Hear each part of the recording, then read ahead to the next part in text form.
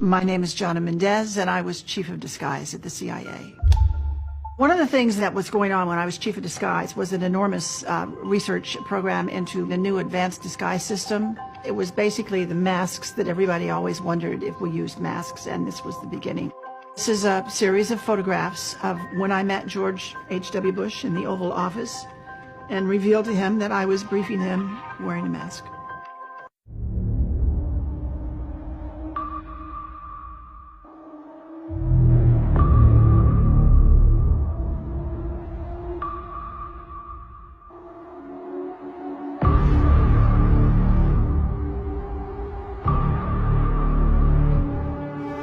Now, in particular, and regarding this photograph, it is a Getty's image photograph. If you go to the link, you can see the photographer, all those kinds of details, who took it. So what is the anomaly with this particular photograph?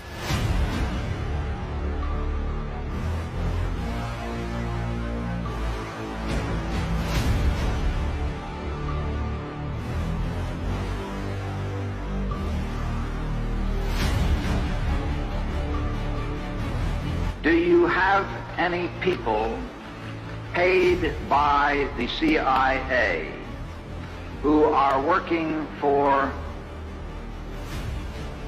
television networks?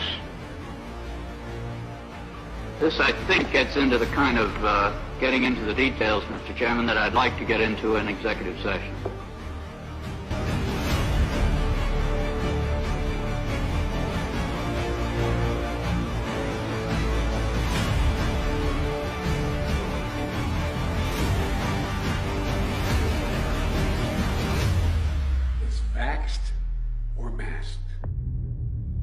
It was a big challenge to come up with something that finally actually animated and worked to really fool a person, but we did. They learned the art. We actually brought Hollywood back into our labs at one point to look at what we had done, and they were stunned. They're absolutely stunned. Congratulations. My husband was Tony Mendez, and he was played by Ben Affleck in the movie called Argo. Aliens and robots? Yes, sir. You're telling me that there is a movie company in Hollywood right now that is funded by the CIA? Yes, sir. Are there many actors in Hollywood who also moonlight as agents, do you think? I think there are probably quite a few, yes. I think probably Hollywood is full of CIA agents, and we just don't know it. And I wouldn't be surprised at all to discover that, this was extremely common. Tony, they didn't mention it in the movie, but Tony had deep connections to Hollywood, to the tradespeople out in LA that did a lot of things we were interested in doing. Special effects people, makeup people. Tony was chief of disguise 10 years before I was chief of disguise. And so he passed on some of his expertise to me. But he had a particular interest in the magic industry out in LA. Not so much the magicians on the stage, but the people that were working behind the scenes to make that magic happen. So we went to LA and we posed some questions to them.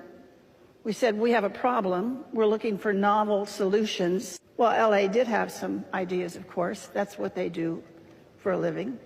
They introduced us to a new concept. They said, what you are calling an operation, we call a performance. That's what we do. We put on performances. And before we start working on that performance, we have to define the stage that the performance is going to take place on. Then you have to know who your audience is. Who are you playing to? Who are you trying to fool? Once you assemble those two pieces, you can pretty much choose the time and choose the place and simply overwhelm them with your performance. Then they showed us some tools that they used. The one that really caught our eye is what's called a stunt double mask. You all know how they're used. When the movie star is so famous or so good looking that they can't risk damaging him, we liked the idea of stunt double masks. They're quick on, they're quick off, they dramatically change your appearance, and we started using them and found them to be valuable to our operations. But that audience piece of it did not allow you to get close enough to one of those masks before the illusion fell apart and you saw it was a mask. So we went back to our disguise labs out at Langley, and we invented a whole new genre of masks. Masks that are so good, that are so realistic, that you can actually get up close and have a personal contact with someone for an extended period of time. They're good enough that you can brief the President of the United States in the Oval Office wearing a mask. And he isn't sure if it's you or if it's someone else. Those masks were the beginning of a whole new generation of work that we did at the CIA. Once we could make these masks that fit you so well, then we discovered we could make a twin. We could make another you. There could be two of you.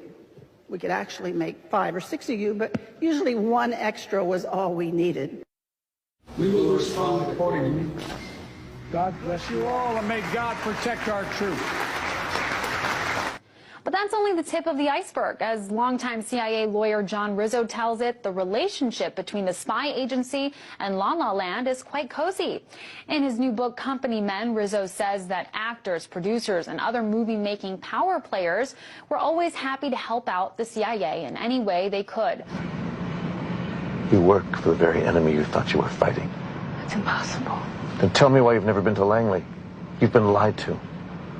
All lower-level agents have been lied to. I am trying to help you here. So you're saying I'm working for the enemy? And that you are the enemy? Sydney, this is your last chance. You have to go.